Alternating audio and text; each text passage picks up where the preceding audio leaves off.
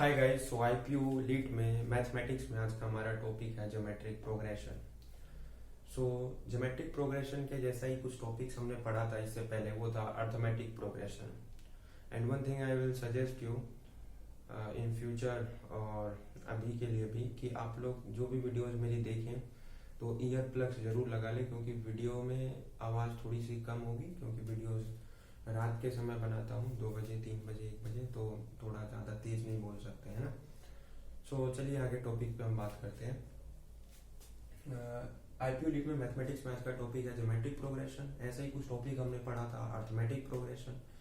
जो हमने arithmetic progression पढ़ा था, अर्थमेटिक प्रोग्रेशन में क्या खास बात थी? अर्थमेटिक प्रोग्रेशन में खास बात ये थी कि अर्थमेटिक प्रोग्रेशन नंबर्स की वो सीरीज होती है जिसमें जो सक्सेसिव टर्म्स होते हैं वो उसके प्रीवियस वाले टर्म्स में एडिशन होता है कांस्टेंट वैल्यू का।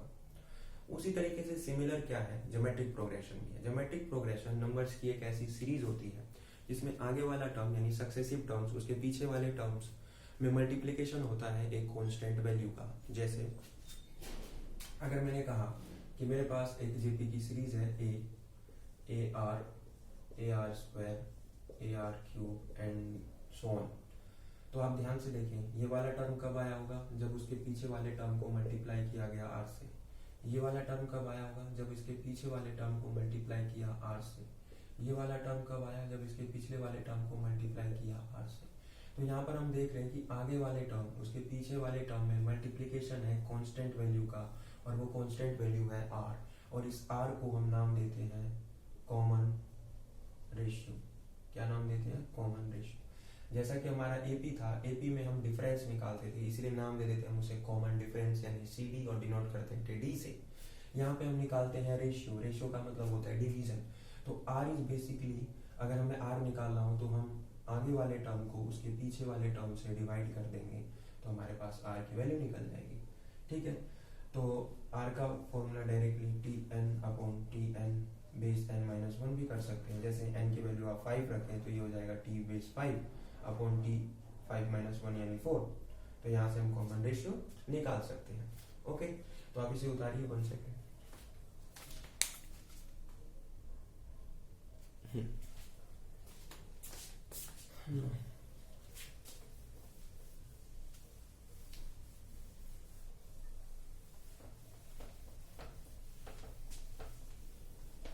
अब चलिए हम आगे बात करते हैं। अब आगे हम बात करते हैं बेसिक चीजों पे। देखिए आईपीयू लीड के अंदर तो क्वेश्चन हो गया, बेसिक क्वेश्चन उतने ज्यादा कॉम्प्लिकेटेड नहीं आते, बहुत सिंपल आते हैं। तो हमारा कॉन्सेप्ट अगर बिल्डअप होगा तो हम आसानी से क्वेश्चन कर सकते हैं, कोई दिक्कत नहीं होगा। तो चलिए देखते हैं आगे। अगर मैंने जीपी की एक सीरीज लिखी, मैं बड़े सिंपल तरीके से आपको समझाता हूँ। देखिए a r raise to the power 0, a r raise to the power 1, a r raise to the power 2, a r raise to the power 3, a r raise to the power 4 up to गया a r raise to the power n minus 1। यहाँ समझिए कि ये पहला term, ये दूसरा term, ये तीसरा, ये चौथा और ये पांचवा। ये जो पहला वाला टर्म है ना, अगर यहाँ n की वैल्यू 1 है तो पावर 0 है r की। यहाँ n की वैल्यू 2 है तो पावर r की 1 है। यहाँ n की वैल्यू 3 है तो r की पावर 2 देखने को मिल रही है। तो यहाँ से हमें क्या सीखने को मिल रहा है?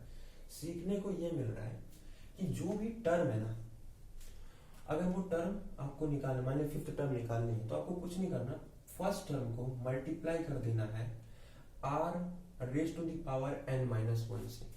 n minus 1, n is what 5, अगर 5 माइनस 1 करेंगे तो 4, यहाँ पावर है 4। तो आगे के टर्म का निकालने का यही तो जनरल फॉर्मूला आता है। तो कभी भी anth टर्म निकालने का फॉर्मूला क्या होता है? a r n माइनस 1, और ये लास्ट टर्म भी होता है। किसी जीपी में अगर आपको ये गिवन है लास्ट टर्म, यानी anth टर्म गिवन है, बेसिकली anth टर्म का मतलब है भाई लास्ट वाला टर्म गिवन है। ठीक है, तो ये आपको पता चल गया, रेशियो निकालने का फॉर्मूला भी पता चल गया। तो क्वेश्चन अब आपके लिए करना आसान हो गया है।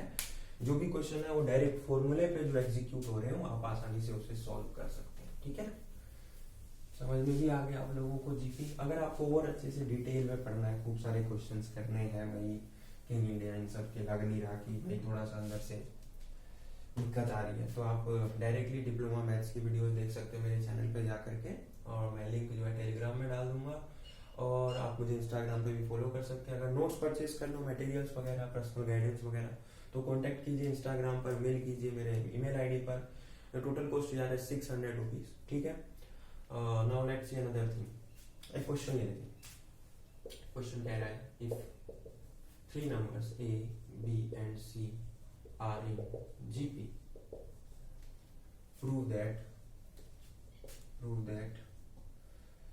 प्रूव करना है आपको। जरा मैं क्वेश्चन ले लेता हूँ, ये तो कहीं किसने कर दिया इसको।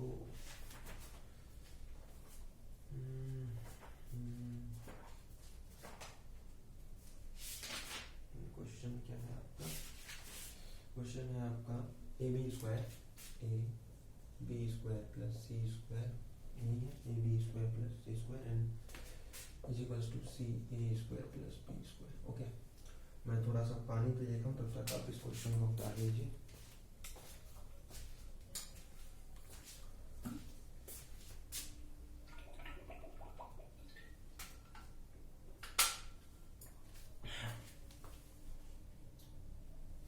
अब देखिए आगे कुछ नहीं है, जनरल टर्म का फॉर्मूला लगाइए। जनरल टर्म कह रहा हूँ, कॉमन रेशियो का फॉर्मूला लगाइए। अगर 3 टर्म आपको जेपी में गिवन है, तो अगर कॉमन रेशियो निकालें तो पहले कॉमन रेशियो निकलेगा आगे वाला टर्म डिवाइडेड बाय पीछे वाला टर्म, यानी बी बाई सी। अगर हम फिर लगाएं जनरल टर्म का फॉर्मूला, तो क्या हो जाएगा, आगे वाला टर्म इज डिवाइडेड बाय पीछे वाला टर्म, यानी सी बाय बी। क्योंकि कॉमन रेशियो तो सेम ही है, अगर हम इक्विवेलेंट तरीके से देखें तो बी बाई सी बराबर आएगा सी बाई बी के, और अगर हम यहाँ से देखें तो ये हो जाएगा b square is equals to a c. Okay, now what we have to do, just multiply both side by a minus c.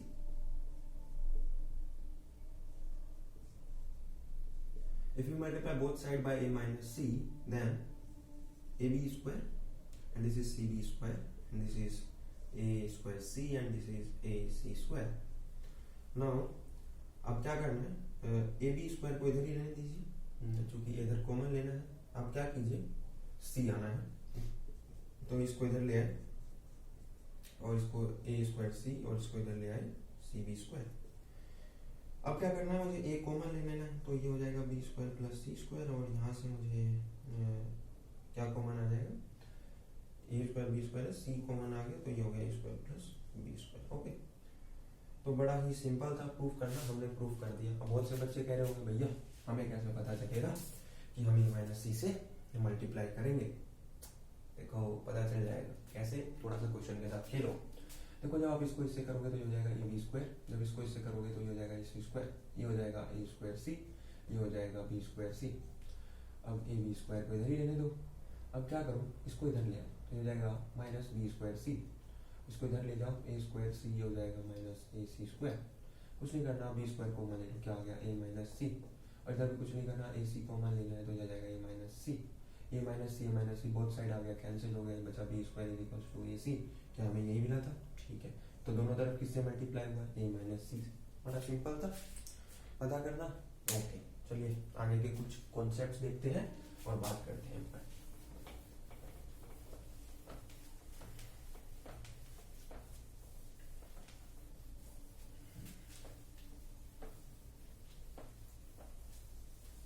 And I am really sorry कि मैं रेगुलर नहीं हो पा रहा हूँ वीडियोस में, क्योंकि मेरे एग्जाम्स चल रहे हैं, और एग्जाम्स है, प्रैक्टिकल है, इंटरनल है, सब चीज़ एक साथ ही हो रहे हैं इस बार, ठीक है ना। तो देखो यार आगे क्या है, आगे हमारा कॉन्सेप्ट है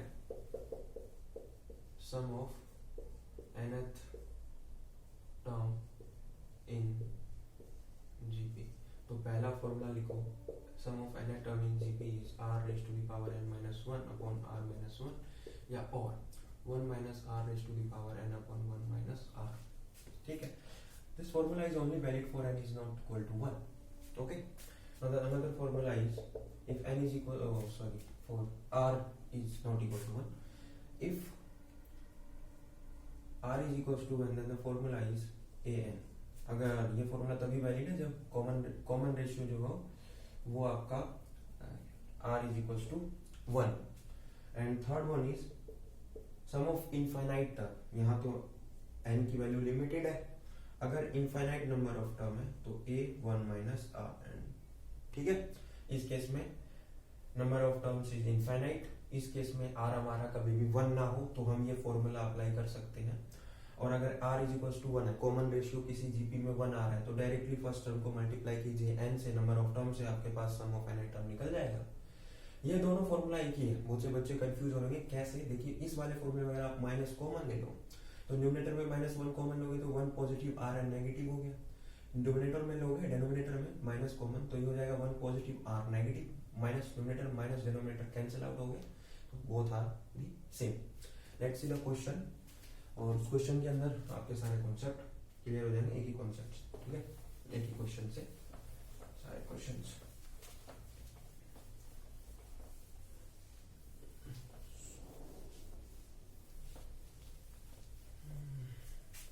So now I have to check something.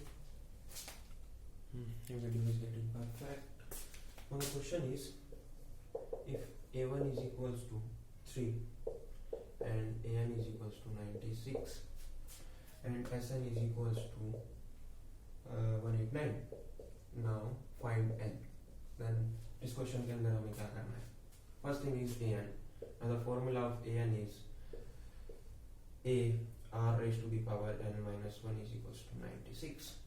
Now another thing is a1 is 3, so let's put 3 and r n minus 1 is equals to 96. So r n minus 1 is equals to 3 3 is 9, 3 2 is 6. Now this is equation number 1. Now what we have to do, Sn is equals to 189.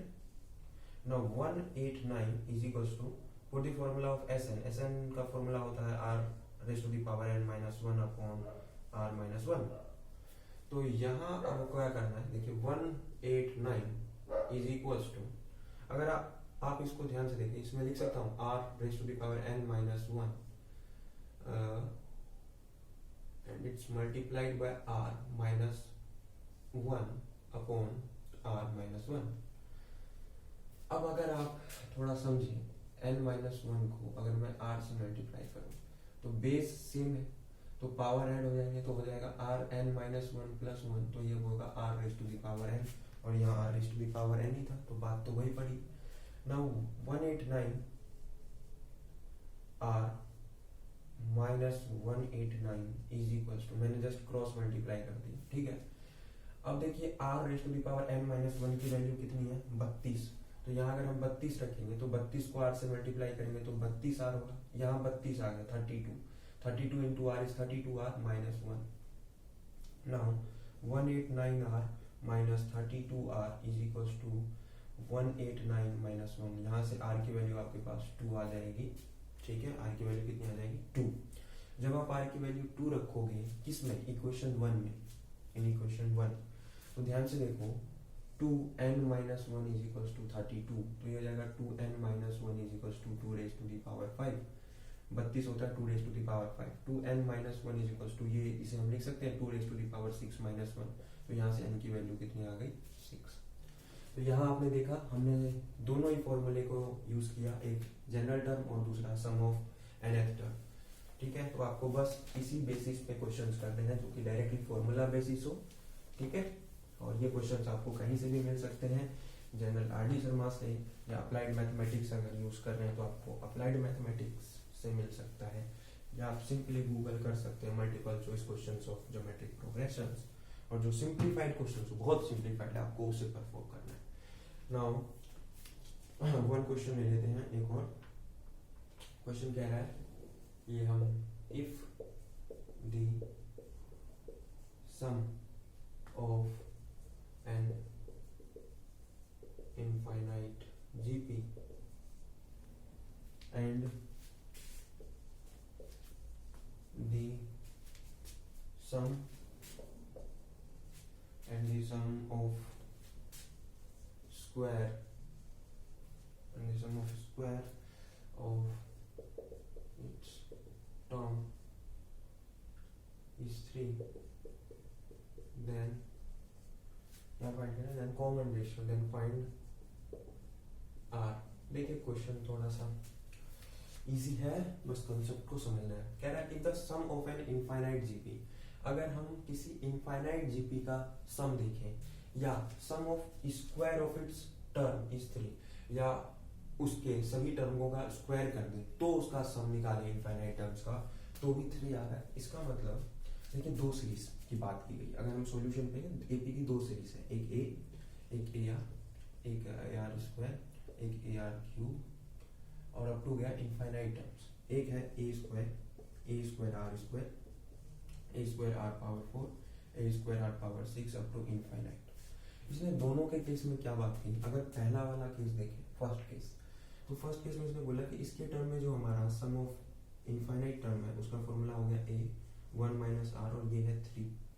अगर मैं यहाँ से ए की value निकालूं तो ए हो जाएगा 3 1 minus are. ठीक है, इसने इस केस में भी बोला कि इस केस में भी इनफाइनाइट टर्म जो है a square 1 minus r square. यहाँ सब बच्चे कंफ्यूज हो गए, अरे भैया यहाँ जो है ना वो है पहला टर्म स्क्वायर में, तो इसीलिए स्क्वायर हो गया, और आर जो है कॉमन रेशियो वो भी स्क्वायर में आ रहा है, क्योंकि हम यहाँ पे निकाल रहे हैं sum of square of its term. ठीक है, दैट्स व्हाई ये भी कितना है 3। अगर ये 3 है तो ए स्क्वायर की वैल्यू यहाँ से पुट कर दो, यहाँ रख दो, तो ये हो जाएगा 3 1 minus r 1 minus r bracket close whole square upon 1 minus r is equal to 3। चलिए आगे सॉल्व करते हैं। अगर इधर आगे सॉल्व करें तो ये हो जाएगा 9 1 माइनस आर का whole square is equal to 3 1 minus r square. Square whole था, 3 का स्क्वायर किया 9, 1 माइनस आर पे होल स्क्वायर चला दिया, 3 ने इस 3 को मारा, ये हो गया 3 1 माइनस आर स्क्वायर को लिख सकते हैं 1 माइनस आर 1 माइनस आर, और ये 1 माइनस आर स्क्वायर को लिख सकते हैं 1 minus r 1 plus r. A minus b a plus b लग गया यहाँ, 1 को 1 का स्क्वायर माने एक ही बात है, तो ये हो गया ए minus b a plus B. 1 minus r 1 minus r cancel. Now 3 is multiplied by 1 is 3 and 3 is multiplied by 4 is minus 3r. Now it's become 1 plus r. Simple. Now 3 plus 1 is getting 3 minus 1 is getting 2. 3 minus 1 is what? 2, and minus 3r इधर गया तो ये plus 4r, so r is 2. Simple था question, कुछ ज़्यादा complicated नहीं था। I hope आपको समझ में आया हो और अपने इसको कर ही लिया होगा वीडियो रोक करके। ठीक है, थोड़ा सा मैं फास्ट कर रहा हूँ क्योंकि उतना ज़्यादा है नहीं इम्पोर्टेंट, फिर भी मैं करवा रहा हूँ एज पर द पर्पस कि पूछ ले कि तुम्हें आना चाहिए।